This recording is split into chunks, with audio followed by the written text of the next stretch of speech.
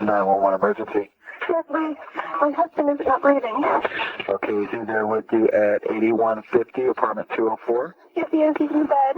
It's cold. In November 2000, Kristen Rossum frantically called 911, reported her husband's suicide. On the floor of their bedroom, Greg DeVillers lay lifeless, his hand clutching their wedding photo. Rose petals covered his chest. Nearby was a crumpled love letter, not from her husband, but from her secret lover. The scene seemed to tell a tragic love triangle story. A man devastated by his wife's betrayal and chose to end his life. Okay, try to get him off the bed and onto the floor right now, okay? And I'll work with you, okay? Oh, God. Now listen to me, okay? I want you to put your ear next to his mouth and see if you can feel it or hear any breathing, or if you can see his chest rise, do that now. He's not breathing?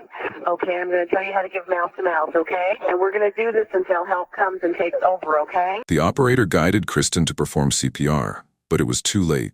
By the time first responders arrived, her husband was already gone. However, as investigators examined the scene, many things didn't add up.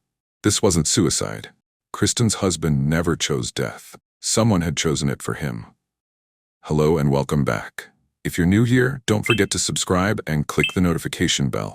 In today's episode, we're diving into the notorious Rose Petal Murder mystery that once shook the entire America. Without further ado, let's get started. Kristen Margrethe Rossum was born on October 25, 1976, in Memphis, Tennessee, but her childhood shifted to sunny Claremont, California. Kristen grew up alongside two younger brothers in what seemed to be an American dream. Her father, Ralph Rossum, was a college professor, and her mother, Constance Rossum, worked at Azusa Pacific University. Their lives looked picture perfect, but as Kristen entered her teenage years, cracks began to show. In 1991, Kristen's father accepted a prestigious position as the president of Hampton-Sydney College in Virginia. It was an opportunity too good to turn down, but it came with a heavy price. The family had to move across the country. Kristen was devastated by the move. To make matters worse, her parents enrolled her in St. Catherine's, an all-girls school in Virginia. For Kristen, this new chapter didn't feel like a fresh start. It felt like a prison. Kristen quickly became rebellious. It started small, underage drinking, then smoking cigarettes, but none could satisfy her. In 1992, Kristen was introduced to meth. Within weeks, the 16-year-old became a regular user. The drug began to destroy her. Once a straight-A student, Kristen's grades plummeted. She lost weight at an alarming rate and distanced herself from her family and friends. To sustain her habit, she quickly learned to steal and manipulate those around her. At first, Ralph and Constance Rossum were either unaware or in denial about their daughter's changes. But everything reached its breaking point in April 1993. They returned from a cruise to find their home had been ransacked. Credit cards, personal checks, and even a video camera were missing. At first, Kristen blamed her druggy friends for the theft. Then she admitted that she had used the stolen money to buy drugs. To protect their daughter, Ralph and Constance Rossum never reported the theft to the police, which led to another heart-throbbing incident. One day, Kristen's father decided to search Kristen's backpack. When she resisted, Ralph struck her several times on the arm. The blows left visible bruises. Suddenly, Kristen grabbed a kitchen knife and slashed at her wrists. When that failed, she locked herself in the bathroom and tried again, this time with a razor, sobbing through the door that she was worthless and that her parents would be better off without her. Instead of seeking medical help, Ralph and Constance treated Kristen's injuries themselves, fearful of what might happen if they took her to a hospital. But a teacher noticed the cuts on Kristen's arms and immediately reported possible child abuse to the authorities. When questioned by Claremont police, Kristen said her father had hit her and lied that her mother had called her a slut and said she was worthless. After interviewing her parents, police determined that there had been no abuse, and the case was closed. In 1994, Ralph and Constance Rossum were determined to give their daughter a fresh start. To pull her away from the toxic environment at Claremont, Ralph used his influence to withdraw her from school and enroll her part-time at the University of Redlands in Los Angeles. During this period, Kristen began attending 12-step meetings with her parents, and it seemed like she was turning her life around. She was doing so well that her parents let her move into a campus dorm. But it was a grave mistake. Shortly after moving in, Kristen was reintroduced to crystal meth. The drug consumed her life once again, and her academic progress unraveled. When Christmas break arrived, Kristen's mother drove to Redlands to bring her home. But when she arrived, Kristen was gone. She had simply vanished, abandoning her dorm and the life her parents had tried to rebuild for her. For months, Kristen evaded her frantic parents, drowning in meth and alcohol. She eventually found herself on a pedestrian bridge in California. Maybe she was meeting her drug supplier. Then something unexpected happened. Her jacket slipped from her hands and fell. Before Kristen could retrieve it, a young man picked it up for her. The man was Greg DeVillers, the son of a prominent plastic surgeon. Handsome, intelligent, and kind, Greg would later be described by Kristen's mother as angelic. From that moment, a connection sparked between the two. It's a scene straight out of a romantic movie. Greg saw something in Kristen that she couldn't see in herself, a good person weighed down by the burdens of her past. As they spent time together, Greg came to understand the depth of Kristen's struggles, including her battle with addiction. But instead of turning away, he chose to stand by her side. Greg absolutely did not like drugs, but he must have seen something in this girl. And he helped her get off of these drugs. What's remarkable is that Greg succeeded.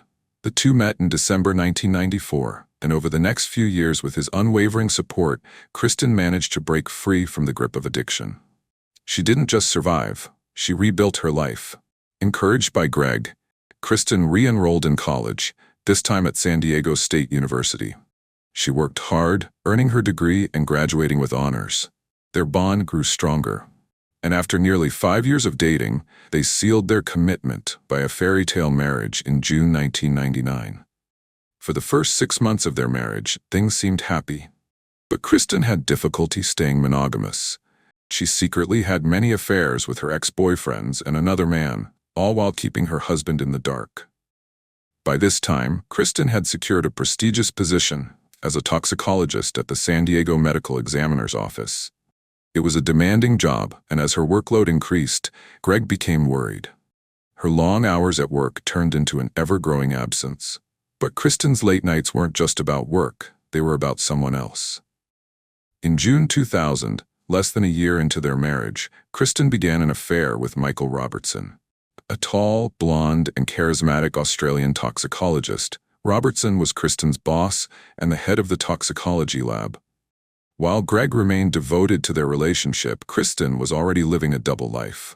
How Greg discovered Kristen's infidelity remains unclear, but Kristen claims she told Greg herself, confessing to the affair. Her admission left Greg utterly shattered. Kristen later recalled how Greg withdrew into himself, spending 2 days in bed, silent and devastated. Eventually, Greg emerged from his despair and confronted the situation head-on. He called Michael, demanded the affair stop immediately. But Michael refused, and the affair carried on for several more months. By October 2000, Kristen and Greg's marriage was in shambles, and Kristen had fallen back into addiction. The years of progress and recovery Greg had supported were gone in a matter of months. In early November 2000, Greg issued Kristen an ultimatum. She had to quit her job and stay at home, or he would inform the medical examiner's office about her affair and addiction. The ultimatum blindsided Kristen. Despite everything, she still harbored some feelings for Greg. But she loved Michael more, and the thought of leaving him was unbearable. At the same time, she was never willing to sacrifice her hard-earned career. Caught between two lives and unable to choose, Kristen took a dark and irreversible decision. On the evening of November 6, 2000, at 9:15 p.m., she called 911, reporting her husband's suicide. When paramedics arrived, they confirmed his death on the scene. Kristen and Greg's marriage had lasted only 17 months, abruptly ended in a devastating tragedy. I arrived at about 11:30 on November the 6th, the year 2000. I arrived, Mr. DeVillis had already been removed. to the hospital. His wife was at the hospital. What I found was an empty apartment with the exception of 3 officers. It was related to me that this was an apparent suicide. On the right side, as you're looking at the bed, on the floor, was sprinkled numerous what appeared to be rose petals. Kristen claimed she was taking a very long bath. When returning to their bedroom, she discovered Greg lying on the floor, surrounded by rose petals, clutching their wedding photo. The detective quickly checked the bathroom and found something not right. And I noticed that there was no stopper in the drain. He finds it on a nearby shelf. This is the type that you actually have to screw in and screw out. It makes no sense that you would take a long bath in the absence of a stopper. I found that odd that she had taken the time, had she taken a bath, to unscrew that stopper. Nearby, detectives found crumpled pages from Kristen's diary, though it was unclear what was written or why Greg might have had them. The rose petals, combined with the eerie setup, reminded investigators of the film American Beauty. Yet at this point, there was no clear evidence of foul play. Initially, Kristen told police that Greg had been sober that night. Later, she changed her story, claiming he had taken cold medicine. She even speculated he might have overdosed, though she didn't know how he could get the drug. Finally, she suggested that Greg used her old pills to commit suicide. She told me that he had taken some pills that she thought that she had thrown away years ago. We weren't able to find a source container.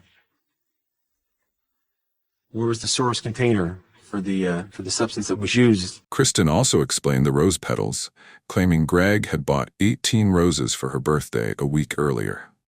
Where did that flower come from? Was that a flower that he had presented to you? It had just been my birthday, and he got me. Kristen explained that she had thrown most of the roses away, keeping only a few that had survived. She theorized that Greg used the petals as a symbolic gesture to reflect their failing relationship.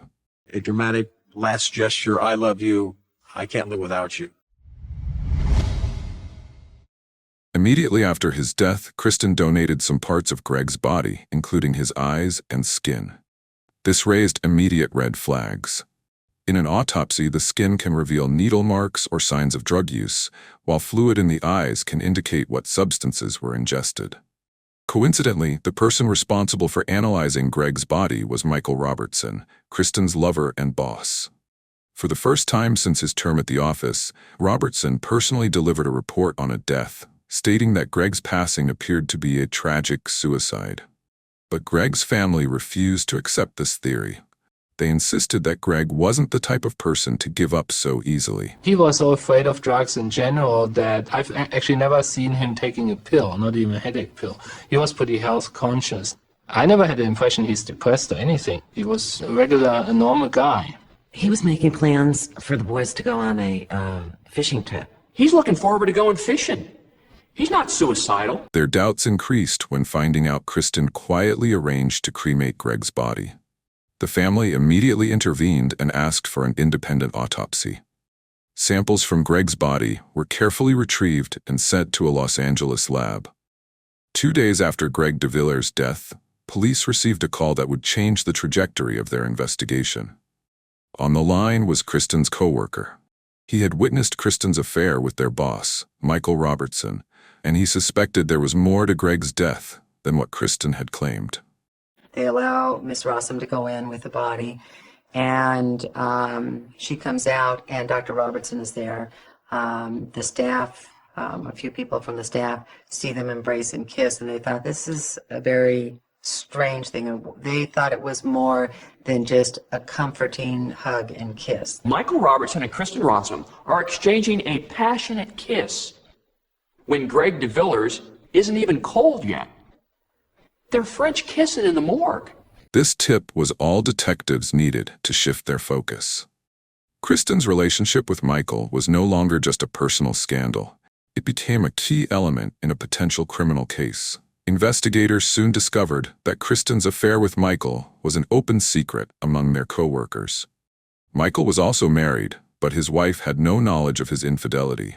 Rumors swirled within the toxicology lab, and some employees suspected that Kristen received better treatment because of her relationship with the boss. Despite these concerns, no one dared to speak out. So the affair continued unchecked, until Greg's death brought it to the spotlight. A month after Greg's death, police went public with information about Kristen's affair and her relapse into addiction. The fallout was swift. Both Kristen and Michael were fired from the San Diego Medical Examiner's office. Kristen lost her job for concealing her drug use, while Michael was dismissed for violating workplace policies. But their professional disgrace was only the beginning.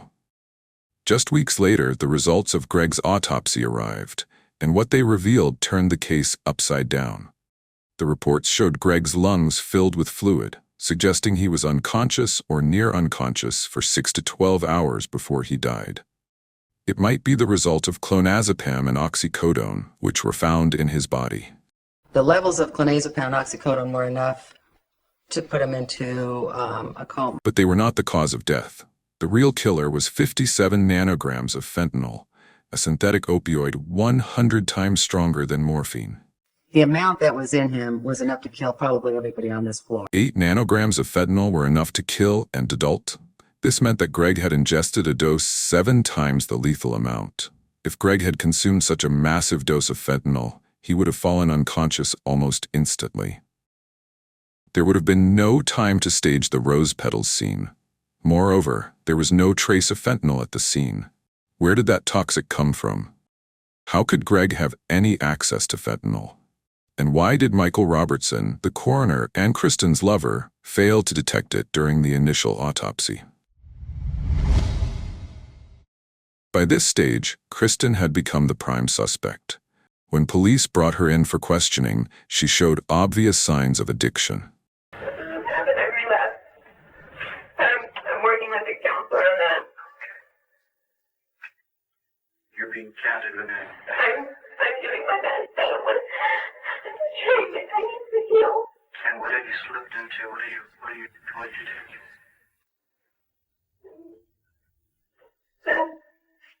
She was exceptionally thin.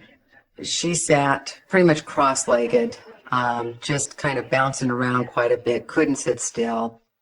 I'm looking at her and saying, we have somebody that's strung out here. Police showed her the toxicology findings. When asked if she knew how Greg could have fentanyl, Kristen denied any knowledge. She claimed Greg had been fighting depression in the weeks before his death. He might use fentanyl to cope.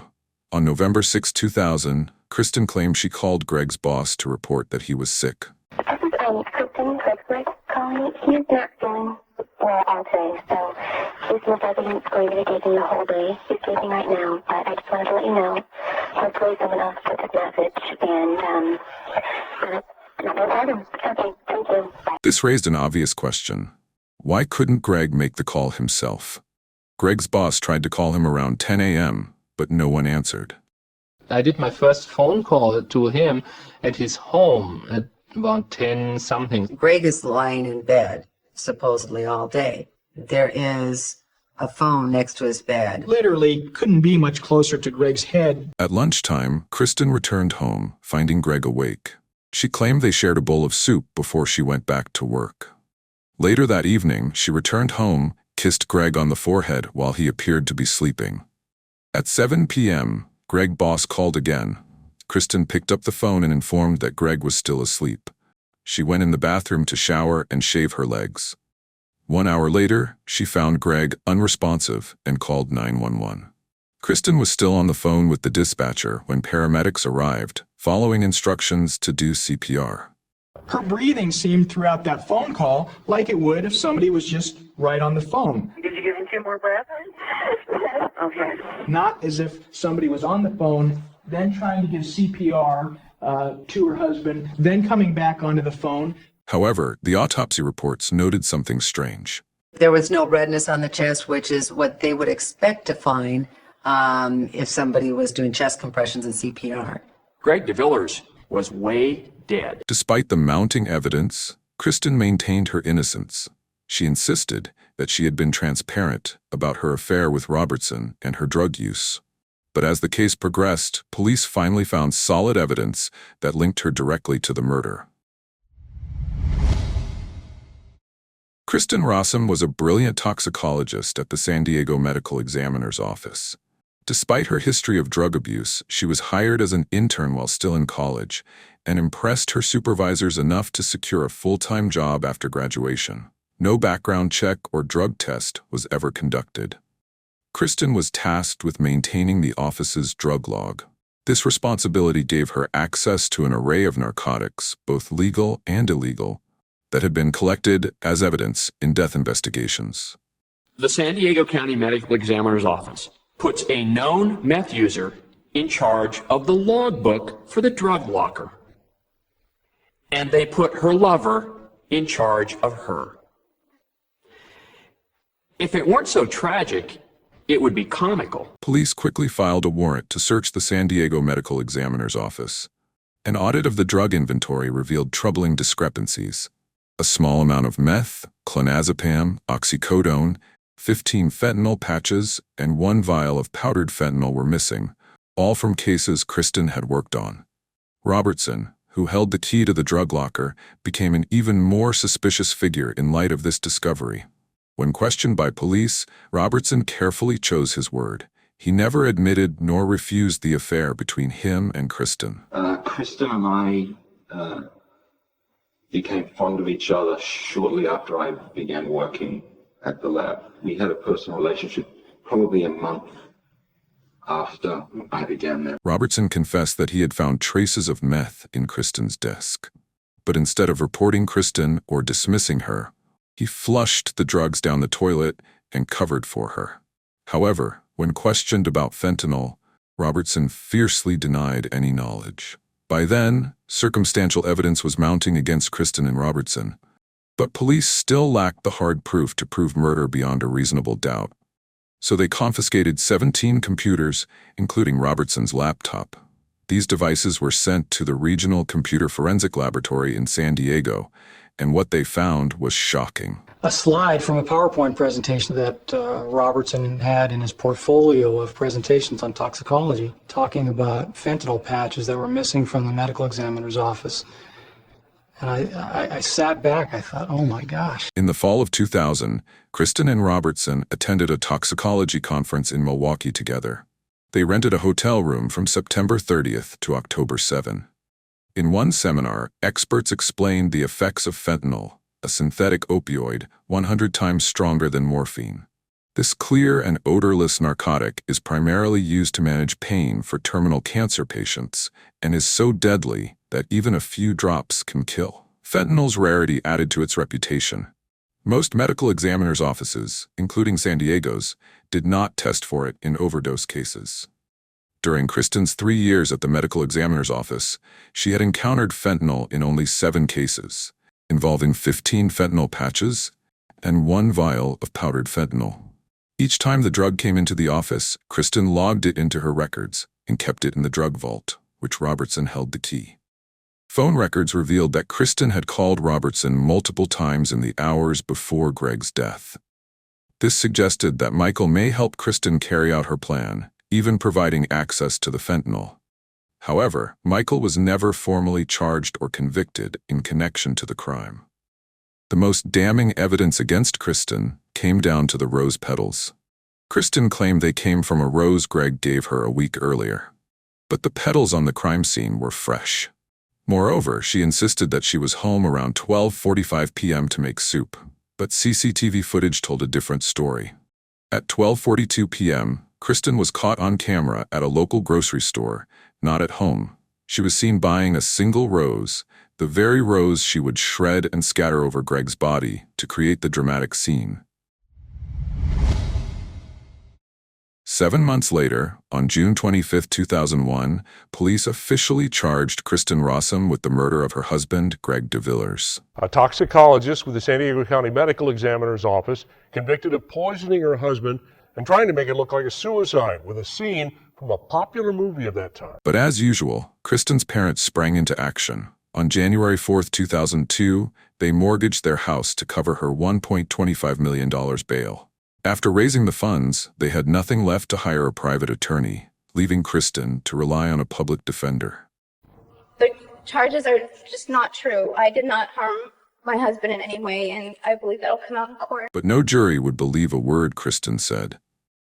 The rose petals, intended to mislead investigators, became the final nail in her coffin. On November 13, 2002, the day Greg would have turned 29, Kristen was convicted of first-degree murder with special circumstances. After a 3-week trial, she was sentenced to life in prison without the possibility of parole and a $10,000 fine. She is serving at the Central California Women's Facility in Chowchilla, the largest women's correctional facility in the U.S. While the case against Kristen was airtight in the eyes of the court, one mystery lingers. How exactly did Kristen poison Greg? She claimed to have made him soup on the day of his death. Perhaps she laced it with clonazepam and oxycodone, putting him in a coma. Then she staged the Rose Petal crime scene, and finally injected fentanyl into her poor husband. However, Kristen has never clarified this detail. To this day, she maintains her innocence and has attempted to appeal her conviction multiple times. Each appeal has been denied, leaving her life sentence firmly in place. Meanwhile, Kristen's lover, Michael Robertson, had returned to Australia. His visa expired after the San Diego Medical Examiner's Office fired him, and he claimed to be caring for his old mother. In 2006, prosecutors quietly filed a criminal complaint against Michael Robertson, who had been named an unindicted co-conspirator during Kristen's trial. He was charged with conspiracy to obstruct justice. If the Australian government decided to extradite him, or if Robertson voluntarily returned to the United States, he could face up to 3 years in prison. In 2006, Greg DeViller's family filed a wrongful death lawsuit against Kristen Rossum and San Diego County. The family asked for $50 million in damages, but the jury doubled the amount to $100 million. They estimated that Kristen could earn $60 million by selling the rights to her story. Eventually, these penalties were reduced significantly, leaving Kristen with around $14.5 million and San Diego County with $1.5 million in fines. While no amount of money or legal victories can bring Greg back, his family has succeeded in ensuring that Kristen's life outside of prison, if she ever regains it, will be as restricted as her life behind bars. And that brings us to the end of today's episode.